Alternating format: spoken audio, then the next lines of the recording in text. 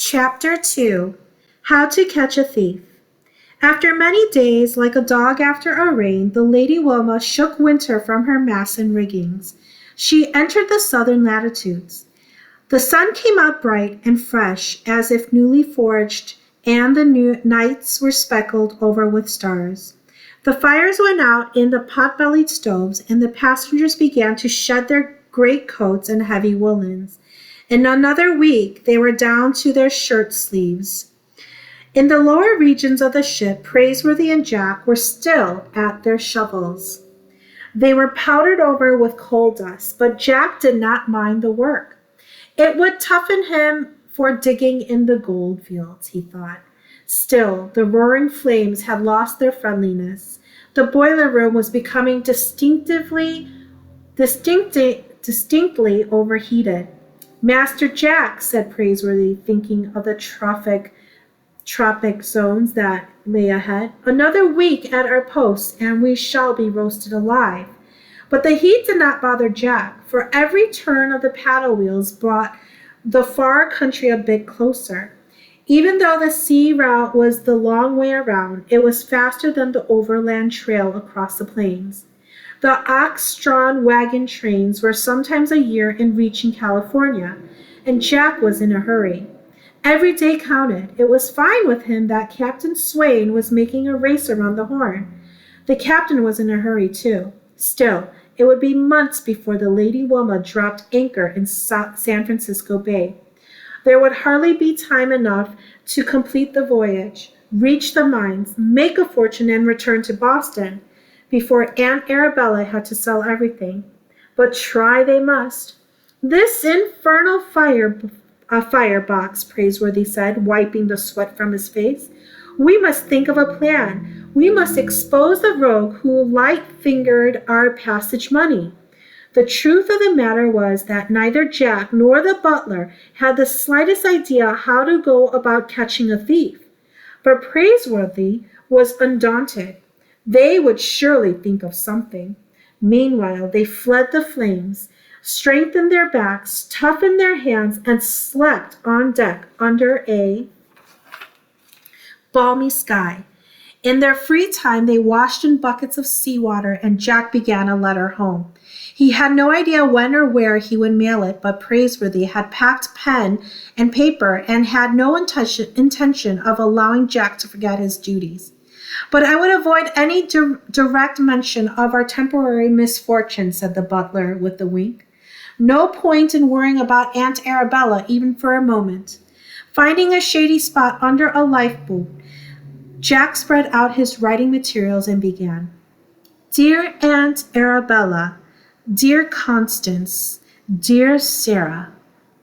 By this time you have found my note on the tea service and learned that Praiseworthy and I have joined the gold rush to California.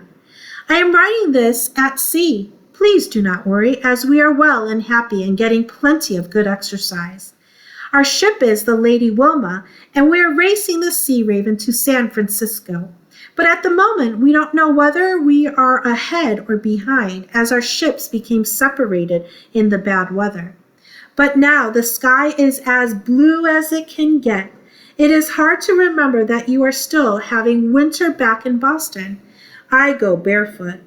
Praiseworthy says we will soon be seeing the Southern Cross in the sky.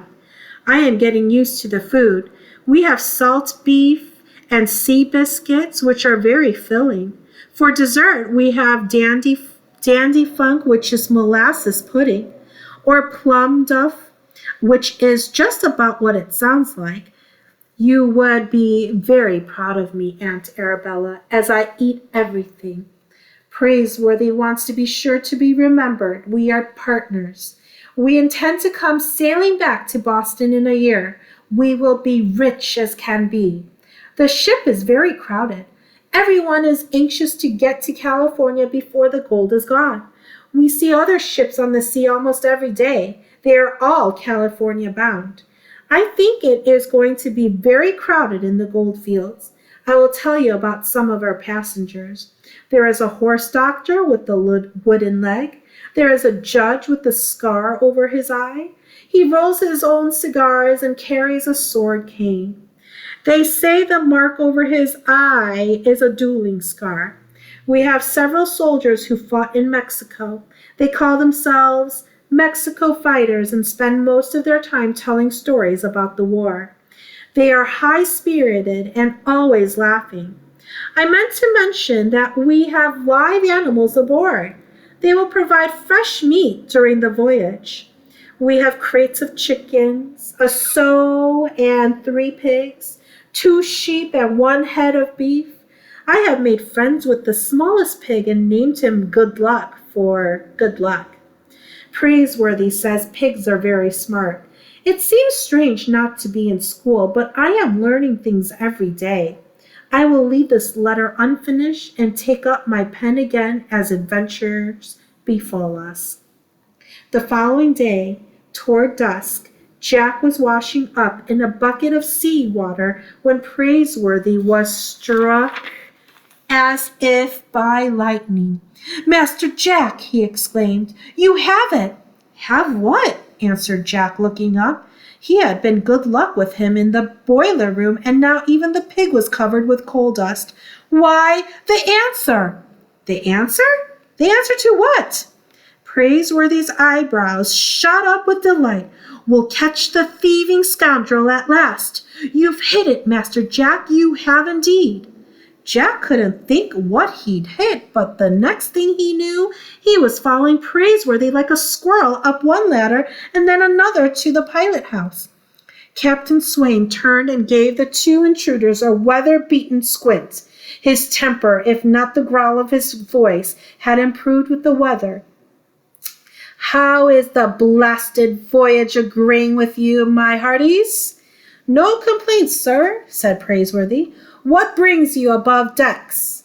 And Praiseworthy answered, "You may recall that Master Jack and I suffered a slight misfortune at the very outset of this voyage. Some blasted, that is to say, some despicable thief made off with our funds. Master Jack here has hit upon a scheme to expose the rascal." "Me?" said Jack. "Bah!" the captain erupted. "I don't believe there's any such scamp aboard my ship. I asked the first mate to make a close examination of our passenger list. Gentlemen they are, most of them, and the others are too crude for the clever art of the cut-purse." "Nevertheless," said Praiseworthy, "I believe he's among your passengers like a fox among sheep. Allow us to prove it." Captain Swain scratched through his dark whiskers. "How do you figure on exposing him?" "We won't expose him, sir. He'll expose himself. If you will have all the passengers assembled in the main saloon after dark, we'll know very soon whether or not you have a clever thief aboard." "By grab," said the captain thoughtfully, "it's worth a try." When the sea turned black, the whale oil lamps were lit in the main saloon, and the passengers began to gather. They joked and joshed, glad for something to do, for they were not used to the idleness of life at sea. Jack waited on deck with the black sow from the animal pens. He saw the horse doctor enter on his peg leg, followed by the judge smoking one of his homemade cigars. The ex-soldiers were singing, "I'm going to California with my washbowl on my knee." When all the passengers were assembled, the captain made a grand entrance, puffing on a twisted black cigar and with his long coat flapping almost to his knees. "Gentlemen," he said, "I'll get to the point. I am told there may be a thief among us, a cut-purse. We can't have that now, can we?" "No!" roared out of the gold seekers, giving their purses and money belts a reassuring touch. "Well, string him up," yelled a big fellow known as Mountain Jim. He had full red eyebrows and wore a bobcat cap. The captain held up a hand to stop the voices. "This cut-purse has already struck, gentlemen. He lifted the savings of Mr. Praiseworthy and his young partner. You've seen them working off their passage as the coal bunkers. The thief may strike again. Any of you may be his next victim. He may be standing at your elbow. I'll now turn the meeting over to the aforementioned persons who have a plan to capture the scoundrel. Praiseworthy, tall and calm, stepped forward. Thank you, Captain Swain, he said. Our plan is very simple, gentlemen. Master Jack, the so, if you please. At that signal, Jack led the big black hog to the center of the saloon and tied her to a post. The men began to exchange baffled glances.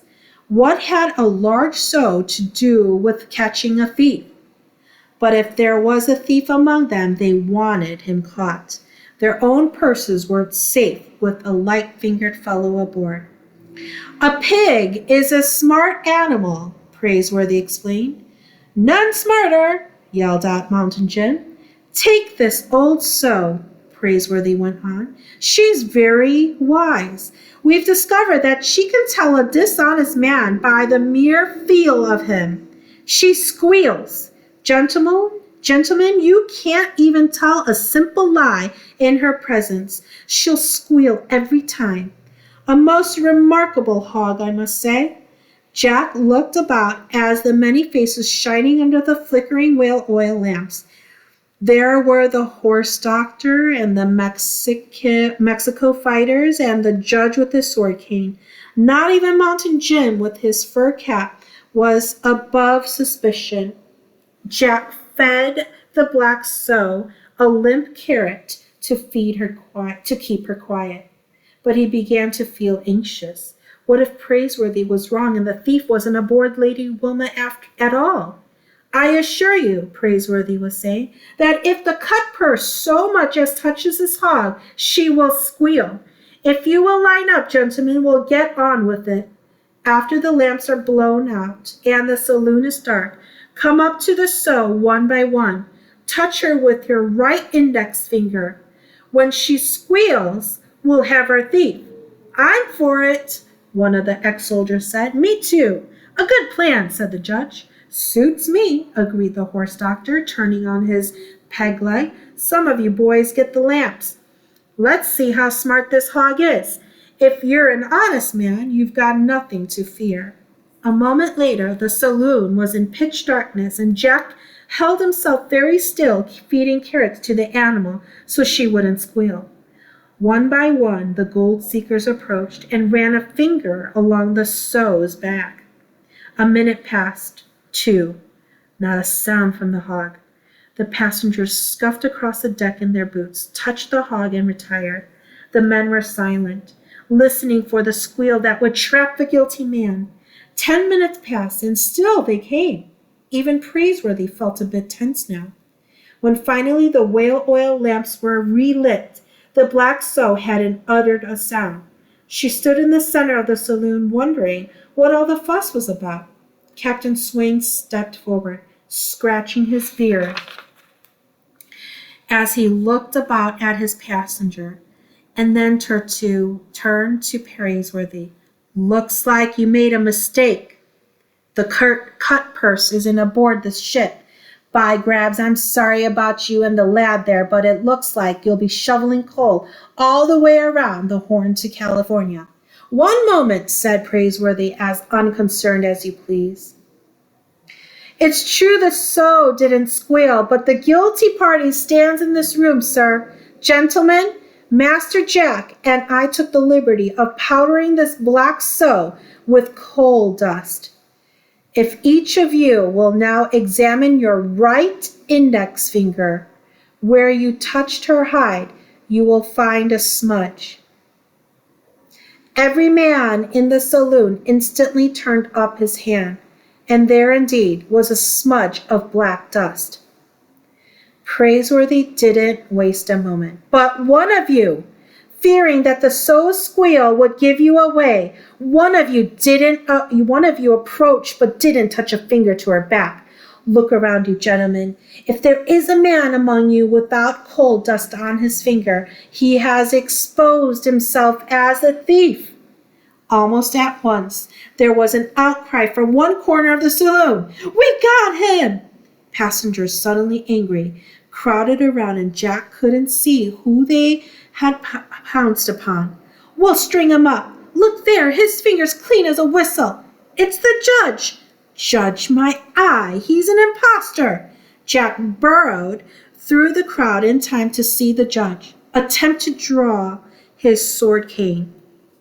But the Mexico fighters jumped in and pinned his arms back. By the time the ship's officers got hold of the frock-coated impostor, his hat was caved in and the cigar hung in shreds from his mouth. Now the crowd opened up, and Jack had never seen Praiseworthy with such a fierce look in his eye. I suppose we'll find the balance of our money in your cabin, sir. Try to find it, spat the thief, peering from Jack to Praiseworthy and back again.